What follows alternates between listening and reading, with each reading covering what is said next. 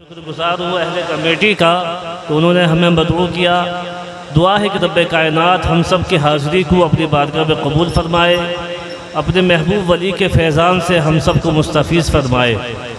تقریر تو آپ نے ماشاءاللہ علامہ قاری عابد صاحب قبلہ سے سماعت کر لی، بس 20 منٹ کے لیے میں حاضر ہوں، چند اہم باتیں بتا کر کے میں رخصت ہو جاؤں گا۔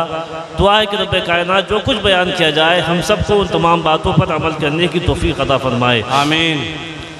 الحمدللہ الذی ہدانا سواء الطریق وجعل لنا التوفیق خیر رفیق والصلاة والسلام علی من ارسلہ ہدی ہو بالاہتداء حقیق ونورا بہ الاقتداء یلیق وعلى آلہ واصحابہ الذین سعدوا فی مناہج الصدق بالتصدیق وسعدوا فی معارج الحق بالتحقیق۔ اما بعد فاعوذ باللہ من الشیطان الرجیم، بسم اللہ الرحمن الرحیم۔ یا ایہا الذین آمنوا علیکم انفسکم، قال اللہ تبارک و تعالی فی مقام آخر، الا ان اولیاء اللہ لا خوف علیہم ولا هم يحزنون۔ آمنت باللہ صدق اللہ العظیم وصدق رسولہ النبی الامین المبین المتین الکریم ونحن علی ذلک لمن الشاہدین والشاکرین والحمد للہ رب العالمین۔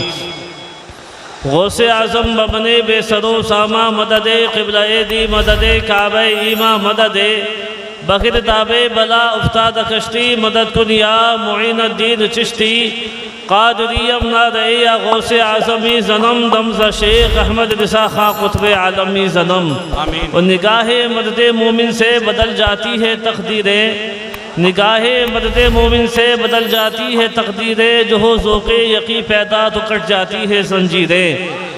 خدا شاہد ہے وہ بازار لگتا ہے مدینے میں، خدا شاہد ہے وہ بازار لگتا ہے مدینے میں، جو دنیا میں نہیں ملتا وہ ملتا ہے مدینے میں، جو دنیا میں نہیں ملتا وہ ملتا ہے مدینے میں۔ آئیے ہم راب انتہائی عقیدت و محبت کے ساتھ آقا کائنات فخر موجودات رحمت دو عالم نور مجسم فخر آدم و بنی آدم مالک کونین سلطان دارین احمد مجتبی محمد مصطفیٰ صلی اللہ تعالیٰ علیہ وسلم کی بارگاہ میں درود و سلام کا نذرانہ بانداز غلامانہ پیش کریں، بلند آواز سے درود پاک پڑھیں۔ اللہم صلی علی سیدنا و مولانا محمد وعلی آل سیدنا و مولانا محمد وبارک وسلم، صلو علیہ صلاۃ و سلام علیک یا رسول اللہ صلی اللہ تعالیٰ علیہ وسلم۔ برادران ملت اسلامیہ، یہاں پر ہم اور آپ ایک اللہ کے محبوب ولی کے عرس میں حاضر ہیں۔ توجہ کے ساتھ آپ حضرات توجہ کے ساتھ سماعت کریں۔ عرس کا مقصد کیا ہوتا ہے، عرس کا مطلب کیا ہوتا ہے، ذرا توجہ کریں۔ عرس کا مطلب یہ میلے ٹھیلے نہیں ہوتے، عرس کا مطلب سیر و تفریح نہیں ہوا کرتا، عرس کا مطلب گھومنا پھرنا نہیں ہوا کرتا، عرس کا مطلب گناہوں کے اڈوں کو بنانا نہیں ہوتا، اور اس کا مطلب اپنی زندگی کو گناہوں میں ڈوب کر کے گزارنا نہیں ہوتا، بلکہ اس کا مطلب یہ ہوتا ہے، اور اس کا مقصد یہ ہوتا ہے کہ ہم اللہ کے ولی کی بارگاہ میں بیٹھ کر کے احتساب کریں، ہم اللہ کے ولی کی بارگاہ میں بیٹھ کر کے غور و فکر کریں، ہم یہ سوچیں آخر یہ بھی انسان ہے، بظاہر یہ بھی انسان ہے، ہم بھی انسان ہیں، آخر ان کی بھی دو آنکھیں ہماری بھی دو آنکھیں، ان کے بھی دو ہاتھ ہمارے بھی دو ہاتھ، ان کے بھی دو پیر ہمارے بھی دو پیر، آخر ایسی کون سی وجہ ہے کہ جس کی وجہ سے اللہ نے ان کو اپنا قرب عطا فرما دیا، آخر وہ کون سی وجہ ہے جس کی وجہ سے اللہ نے ان کو ولایت کے منصب پر فائز فرما دیا۔ مسلمانوں ذرا سوچے تو صحیح، جب ہم یہ سوچیں گے تو پتہ یہ چلتا ہے جب انسان گر جاتا ہے، جب انسان گھٹ جاتا ہے تو جانور بن جاتا ہے، جب انسان گر جاتا ہے، جب انسان گھٹ جاتا ہے تو ایک مٹی کا پودا بن جاتا ہے، جب انسان گھٹ جاتا ہے تو ایک ناپاک قطرہ اور مٹی کا کیچڑ بن جاتا ہے، لیکن جب یہی انسان بڑھ جاتا ہے، جب یہی انسان اللہ کو راضی کر لیتا ہے تو اللہ پاک اس کو وہ مقام عطا فرماتا ہے، وہ مقام ولایت عطا فرماتا ہے۔ اگر نگاہیں جھکا دے تو تحت السما کو دیکھ لے، نگاہیں اٹھا دے تو عرش خدا کو دیکھ لے۔ نعرہ تکبیر، نعرہ رسالت۔ رات یہ مقام ایسے نہیں ملا کرتا، بلکہ یہ وہ مقام ہے، یہ ولایت کا منصب وہ منصب ہے کہ جس کے سامنے فرشتے بھی جھکتے ہوئے نظر آتے ہیں، جو فرشتوں سے افضل و اعلیٰ نظر آتا ہے۔ وہ مسلمانوں یہی تک نہیں، ذرا سوچے تو صحیح، یہاں تو فرشتے رشک کر رہے ہیں میدان محشر میں۔ حدیث پاک کے اندر آتا ہے، اللہ کے رسول صلی اللہ علیہ وسلم نے ارشاد فرمایا، آقا فرماتے ہیں قیامت کے دن اولیاء کرام کو دیکھ کر کے شہداء اور انبیاء بھی رشک کریں گے، جبکہ انبیاء کا مقام ولیوں سے بہت زیادہ ہے، لیکن آقا فرماتے ہیں کہ قیامت کے دن اولیاء کو دیکھ کر کے انبیاء اور شہداء بھی رشک کریں گے۔ لوگ پوچھیں گے اے اللہ آخر یہ کون لوگ ہیں، ان کا مقام اتنا بلند و بالا ہے کہ ان کو نور کے منبر پر بٹھایا گیا ہے۔ حضرات تو آواز آئے گی، اے لوگوں سنو، یہ وہ لوگ ہیں کہ جب دنیا آرام سے سوتی تھی، یہ لوگ اپنے بستر سے اپنے پہلو کو الگ کر کے میری عبادت کیا کرتے تھے۔ یہ وہ لوگ ہیں کہ جب دنیا گناہوں میں ڈوب جاتی تھی، یہ لوگ قرآن پاک کی تلاوت کیا کرتے تھے۔ یہ وہ لوگ ہیں جب دنیا گناہوں کے دلدل میں پھنسی ہوئی تھی، جب دنیا گناہ کر رہی تھی، پوری رات گناہوں میں گزار رہی تھی، یہ وہی لوگ ہیں کہ جو مجھ کو راضی کرنے کے لیے، مجھ کو منانے کے لیے میری بارگاہ میں آنسو بہا رہے تھے، جو زار و قطع دو رہے تھے۔ اس لیے میں نے ان کو یہ مقام و منصب عطا فرما دیا ہے۔ مسلمانوں یہ شان ہے اللہ کے ولیوں کی، یہ مقام ہے اللہ کے ولیوں کا۔ اس لیے مسلمانوں ہمیں یہ چاہیے کہ ہم کسی کی فکر نہ کریں بلکہ اپنی فکر کرے۔ میں نے جو آیت کریمہ پڑھی، اللہ پاک ارشاد فرماتا ہے قرآن پاک کے اندر، اللہ فرماتا ہے یا ایھا الذین آمنوا علیکم انفسکم، اے ایمان والو اپنی فکر کرو، اپنے بارے میں سوچو۔ آج مسلمانوں ہمارا عالم کیا ہے؟ آج ہمارا حال یہ ہے، اب ہے کہ دوسروں کے بارے میں سوچ رہے ہیں، یہ کر رہا ہے، یہ وہ کر رہا ہے، یہ وہ کر رہا ہے۔ ارے ہونا تو یہ چاہیے، ہمیں کسی کی پرواہ نہیں ہونی چاہیے، بلکہ اپنے زندگی کا محاسبہ کرے، اپنی زندگی کا حساب لگائے۔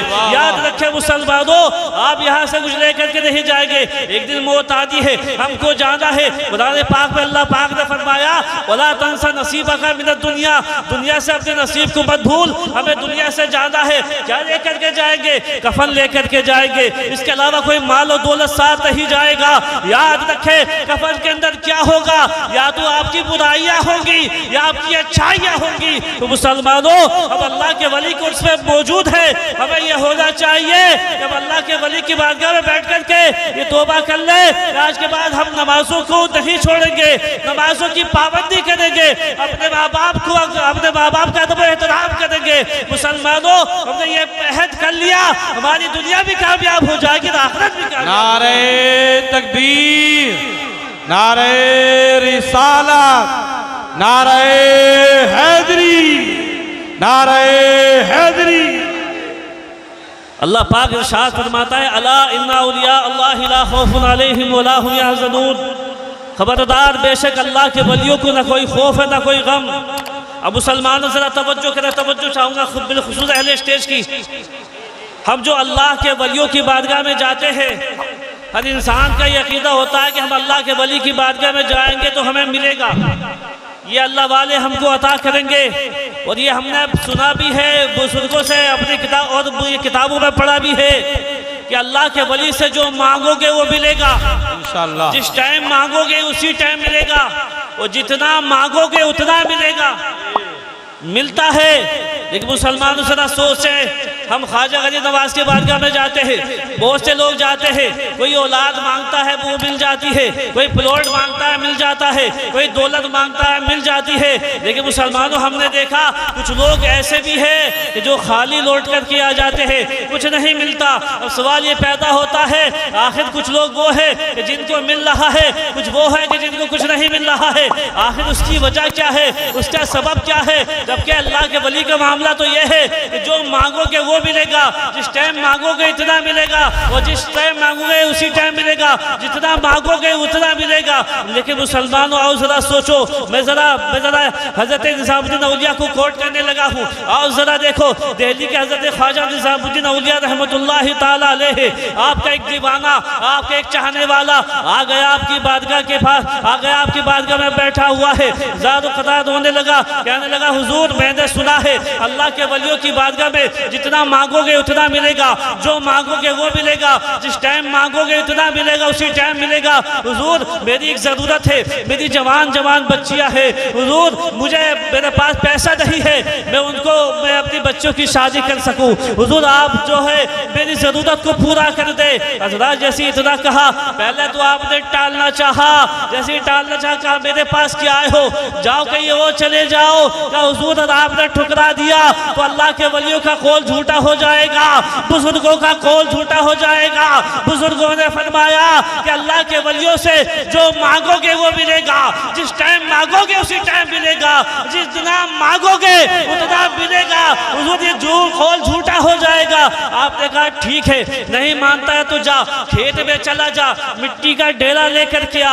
اب وہ گیا ہے، ذہن دل میں سوچ رہا تھا میں نے تو ضرورت مانگی تھی، میں نے تو روپیہ پیسہ مانگا تھا، یہ کیا کہہ رہے ہیں کہ مٹی کا ڈھیلا لے کر کے آ جا۔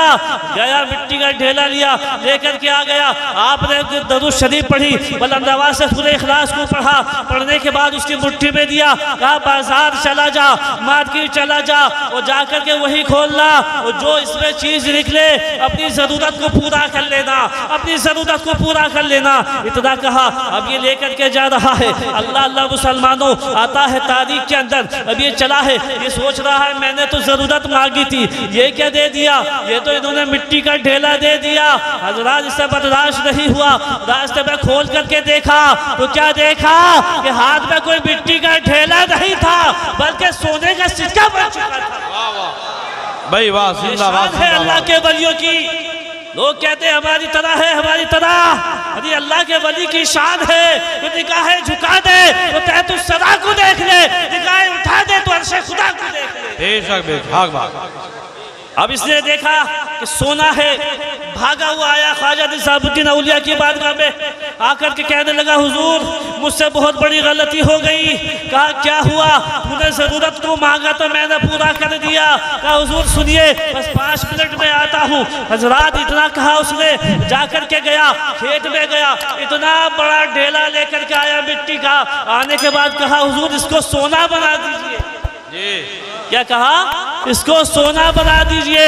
جیسے ہی اتنا سا کہا، حضرت خواجہ نظام الدین اولیاء نے فرمایا ارے نادان سن، اللہ کے ولیوں کی بارگاہ میں ضرورتوں کو پورا کیا جاتا ہے، لالچوں کو پورا نہیں کیا جاتا۔ بے شک بے شک، اللہ کے ولی کی بارگاہ میں ضرورتوں کو پورا کیا جاتا ہے، لالچوں کو پورا نہیں کیا جاتا۔ برادران ملت اسلامیہ، آج حضرات بتانا مجھے یہ ہے، اب اللہ کے ولی کی بارگاہ میں جائے تو اپنی ضرورتوں کو مانگے، لالچ کو نہ مانگے۔ آپ ضرورتوں کو مانگیں گے تو یہ اللہ کے ولی آپ کی ضرورتوں کو پورا فرمائیں گے۔ بے شک بے شک، یہی نظام الدین اولیاء۔ حضرات میں اس پر بولوں تو کافی دیر لگ جائے، لیکن ایک وہ 5 منٹ موجود ہے، اور ذرا توجہ کے ساتھ سنیں۔ درود پاک پڑھے، اللہم صلی علی سیدنا و مولانا محمد و علی آل سیدنا و مولانا محمد و بارک وسلم، صلو علیہ صلاۃ و سلام علیک یا رسول اللہ صلی اللہ تعالی علیہ وسلم۔ رات ہم بزرگوں سے محبت کرنے والے ہیں، ہم حضرت شیخ داؤد میاں رحمۃ اللہ تعالی علیہ کی بارگاہ میں یہاں حاضر ہوئے ہیں تو آپ کی محبت میں حاضر ہوئے ہیں۔ لیکن حضرات یاد رکھیں، محبت کا مطلب صرف یہ نہیں ہوتا کہ ہم بزرگوں کے نام پر ہم یہ میلے ٹھیلے لگائیں یا اسی طریقے سے ہم عرس منائیں یا ہم جلسے کر لیں، یہ اصل محبت نہیں، بلکہ یہ تو ایک محبت کی نشانی ہے، محبت کی علامت ہے۔ اب سوال یہ پیدا ہوتا ہے پھر محبت کسے کہتے ہیں؟ تو ذرا توجہ کے ساتھ سنیں، کچھ پیغام دینے لگا ہوں۔ محبت کہتے ہیں المحبت هو الاتباع، محبت نام ہے محبوب کی اداؤں کو اپنانے کا، محبت نام ہے بزرگان دین کے نقش قدم پر چلنے کا۔ واقعی ہم حضرت شیخ داؤد بھی ایسا محبت کرتے ہیں تو مسلمانوں انہوں نے نمازیں پڑھی ہے، ہم کو بھی نمازیں پڑھنا ہوں گی، بزرگوں نے نمازیں پڑھی ہے، ہم کو بھی نمازیں پڑھنا ہوں گی۔ آج مسلمانوں ہمارا عالم یہ ہے، ہم چادریں تو خوب چڑھاتے ہیں لیکن نمازیں ہماری صاف ہے۔ میں چادروں کا مخالف نہیں، چادر چڑھاؤ، اس کی اپنی برکتیں ہیں، لیکن مسلمانوں چادر خوب چڑھ رہی ہے، نماز ایک ٹائم پہ نہیں پڑھتے، تو کیا اللہ والے راضی ہو جائیں گے؟ یاد رکھیں، خالی چادروں سے راضی نہیں ہوتے، بلکہ نمازوں کی پابندی کرنی ہوگی، ماں باپ کی خدمت کرنی ہوگی، نمازوں کی پابندی کرنا ہوگی، اور اسی طریقے سے آپ کو رزق حرام سے بچنا پڑے گا، رزق حلال کھانا پڑے گا۔ مسلمانوں اپنی زندگی کو سنت رسول کے سانچے میں ڈھالنا پڑے گا۔ آپ حضرات نے اپنی زندگی کو سنت رسول کے سانچے میں ڈھال لیا، نمازوں کی پابندی کر لی، تمام اچھے کام کر لیے، تو یاد رکھیں مسلمانوں، یہ اللہ والے آپ سے راضی ہو جائیں گے۔ جب اللہ کے ولی آپ سے راضی ہو جائیں گے تو آپ سے رسول پاک راضی، اور جس سے رسول پاک راضی اس سے خدا راضی، جس سے خدا و رسول راضی، تو کی محمد سے وفا تو نے، تو اب تیرے ہے یہ جہاں چیزیں کہ لو قلم تیرے ہے۔ وہ آخر دعوانا